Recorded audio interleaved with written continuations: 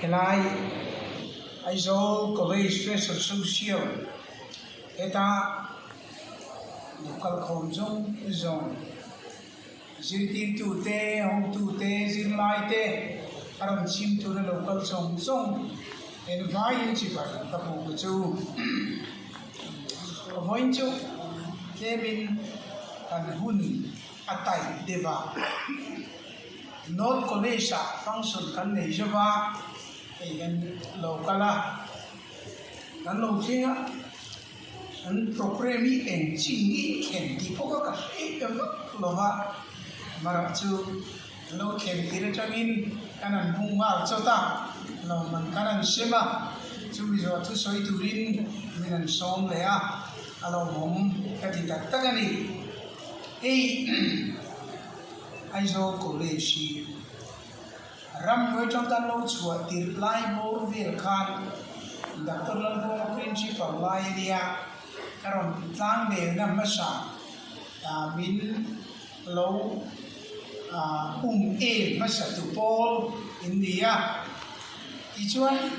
ka hechiang che talaba freshers social memory chuta chon thu soi tu tein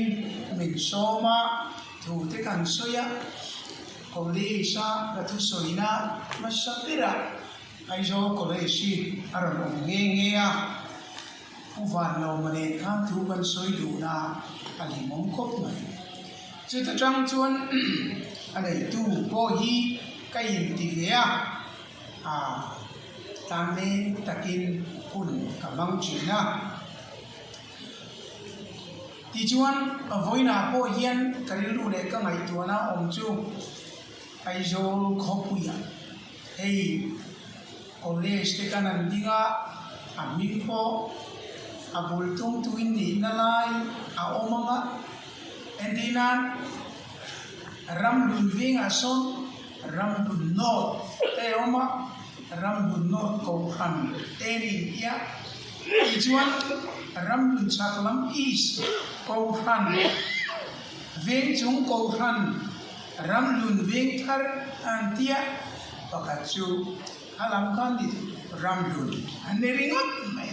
tiang diu kan Aizawl po west antia Aizawl West College anam Aizawl North College anam le ichu Aizawl College ka ania ai nei tu abulin tumna alanga amina changot point ma in chuai na kha ataka in entire in lan dir se po angai khopa atulani ti kan soidwa hey fresher social hian akal chuak tu te tam lung le tha tak alo lu thar tu te tam pur om tak eti occasion hi ania en ko si voina kan soidu chu college senior masa te singami kong tam takhalo ka we turte en ton tura che inom na mun po laini tha ania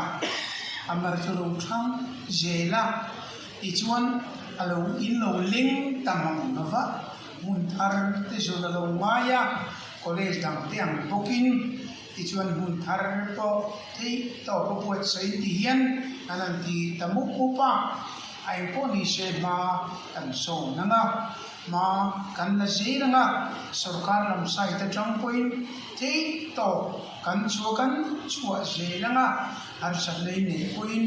in ron soi se nanga college chang tu tak in ton tla tak chu tiang chu ani nge kalinga hei abi takin Govt Aizawl changin phaina mare ka zirti Zorama omlo thei lovin suta changa chu kha le ai chuan heta zirtang lo mai duna alena wangin college tin te kan to cheva sarkar point mala dan tu kanna pai ti ma college chau di lovin sikul ken point ania en poni she hede chon thei to kan chuanga marap chu bicheina chingal le sauma into loi tiang devin har satna Govt wanga lo umkha Covid vanga sung le pai le economy har sana omnen arwal wang yen kan duang ta chuan kan ti le thei lova elai nang ni puina ma kan la na min fiat thiam ngaya amai ro chu ti chung chuan te to pin ma kan langa kan ti te chin po enge mo za chu aung je lang ti po kan ve si ani ole voina hian zirlai thar te ne na le a thar lo a zirlai kal me te tan po thu cha kan ya hi mi ring hi voi khat chap kan pianga piang non kanom don ho lo maya keipo ka chan chin hi kan ngai tua o he tiang tur hi kadam chunga ka kal tlang le ka thil ton tur ni ti hria ila abula tran thale ta ni ila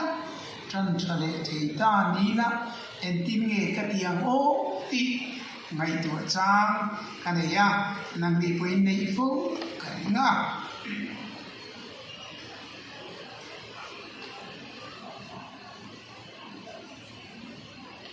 ta sila di han ngai tua taila kham ye khatia kati ga chu kati mia he ti ga ti chu kha so khan katia chu vai hi ka kal tang ka chu ami kal tang lo khan ka pum pela abula han chani nan ti chou tak mai ina o kan du abula kan lun kal kong khilo vek yan chan chou thei ta de re ila ja nei muta eng hunai mo in ngai tua chuan hetiang ka tinge e yang ti in vanga don te dul e ti chuan ke po ka ngai tua na lo om chu hetiang hian ya ama chu kan chan thei to ya lo akal yam to ka chu khove lami hau sapir point dar kar khat ni khat lo kira khani kha athara bang le turin asum nei jong nuai mak ta doi tel po sen se athei to re no khover hau shaber miro pui perle rethei perte puin in angkhat ka kan man chu he kan hun hi ania tu man voin mi chua kan nei hi an lo manglok thei lo billionaire e ang poi kanin ang tlang fek rethei chumia kan ma kan hun chu mang turin athar diai a mang turin nun na pathian in min pea kan kal tlang to kan kal tlang to kan hun kan lo experience to khang zong kan chut ki changa lo philo ni la chuan kha ka hetien ka ti tu kanu la ka dan kha ka pa la ka dan kha ka chung te la ka dan kha ka thian te la ka dan kha ka tia ka lo ti kha ka ti ti ha lo khan abula tran thale ila chu ka ti tu kan ti ne amahan tam de lu de amaro chu khang kha nang ni po in ngai tu ngai adam tak chu nu le pa chan to in ni anga hun go kir thei ni sena khati lai ni khat cha kar khat cha kanu khalo dam le ta sela kapa khalo dam le ta sela kanu pui ka pasal kha lo dam le ta sela chu ta chun engi ka ti am chung zong chu nang ri pui ni in ngai to chi eng kon se voi na ka soi tu chu khami zong nau kon ti ta chama tun thenga in kal tlang to ngai tua a in ti fu in long in ti sual in long lo in za kami kha ngai tua chuin tu na chuan chan na bul thar chan thei din huna kan dinge in dinge en dinge kan kalam chu tak mai chu pathianina hau shabir le rethei per thil thon pe min pe chu wangin kha tak mai kha ngai tua teule abulin chan don khobung thang luai van sa ong ta khan a thil soi nui za tha hu deu chu ka thil ti ka in chi ber chu lung le ka kala thing pui min ron pe ka amonga chili an zo zo lo nga tun mai kan ku ye kan e ya ana tam si ka sa to si ka ku inon ngam si lo ka pekir tarimo mai ka ui pira nani chumi le ka chumi fal zai chak har lu tu khani lui za thang tak tak kan nu la yan pal tlang kan ni a chen chuan ro pui tak te ti shwal pal kan nu ra ka jiap do ne kan chan do ne chumi chan na chuan ending e ti personal life chuan ka du duin ka ti tu ra lo anan tingo ta personal life ngot kha mahan kal chun akal thei yak lo chuwangin mana tv kaina thona changyan thierkar pakhata crash landing devin mi nula le kanwal som hi don lai kha an tunga an thona chia kha thierkar khan ti ngai na om der lo mai ti chuan tu ma riat lovin mi tu ma kha thierkar khan an om lo ma se indo pui malama khada khan mi mo za si pai ho an lo om na an ye wangi khada khan che na tur e le tu til dang ta ta alo lo ma ti chuan tu ma om lo na du to ka sarkar om lo na control tu om lo na an nun ka anan chan don ta anan hime tem lo man ye men police pom tolo sipai pom tolo rogre tu pom lo dule pa control tu pom lo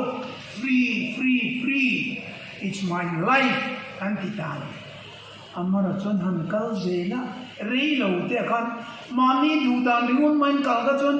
om khom alo maya tilti khom alo maya engemo ti dan common practice le ven himna alo ngai ta a thil dang eng ma alo ni an kal san ta rama sarkar omna chung kwa le nu le pa tena an thunun na le an control na ang chia kan khatia na king tu kha omalo ngai tho chumi tel lo chun ramsa hoi lal na a hoi na a chak lo zok te du khoi thei na khata khata lo mi ring kan ni chuan alo om thei au lo mai ti an pu chuak ta chu lo ni chu wangin voi na hian kan tlei rol te kan nula tangwal kan thalai zong te ne na ka se voi kha chia kan piang ari right aziak non le thei to mia lo amere chu rewrite ziak non le ngai lovin tu na clean slate le khapuan thar lama kan nun kan mandan hi kan record done tape recorder thara kan record so done video camera thara afima kan nun hi voina changin naktu ka changin amara chu cho chiat thei lovin kan kal chau done eng tin nge khafi ma khan inun ida donne thil cha chu kan thevit mai zu inati boilo Govt Aizawl College felicitation. This is to facilitate Minga Inzaka Apo St. Zarbuka for her guidance and a company of Govt Aizawl College students, union leaders for the session of 2021-22. Govt Aizawl College students, union leaders appreciate the dedication, hard work she put in for the welfare of the students and wishes her happiness and success in life. Anwar Young Students Welfare Director, Ms. Varal Somile, Kan Principal, Ex-Official President ni Bok Pinming Pui Punte and Sign Hanani. Amasabera Minlak Sauturin Kan Principal Ex-Official President ni Bok Professor Ming Pui Punte or Somang.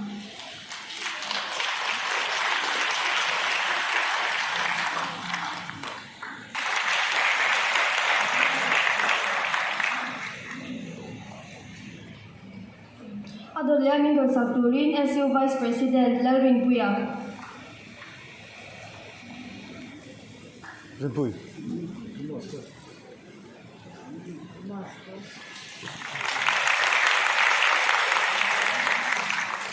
Asira Han Lao Ding Han Mai Zese, Assistant General Secretary Thang Yan Dinga.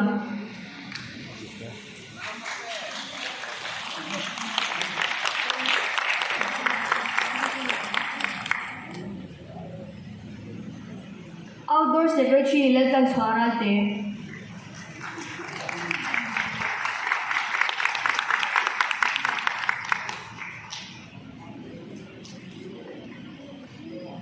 Assistant Outdoor Secretary Leltan Kima.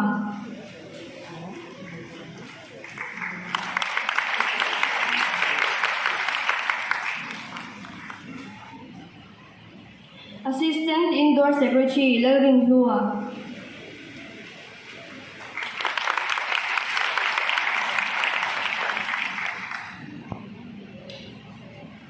Debating and Literary Secretary Lel Shuai Duangi.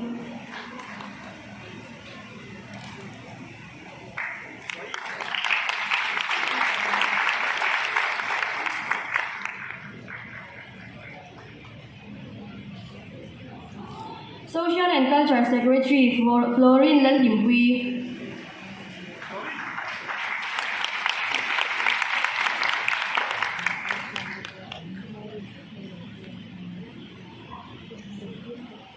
Assistant Social and Culture Secretary David Zoramthanga.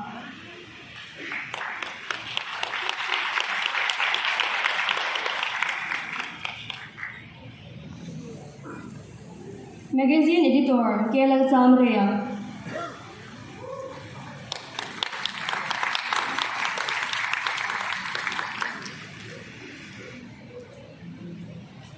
Assistant Magazine Editor F. Valal Umpuya.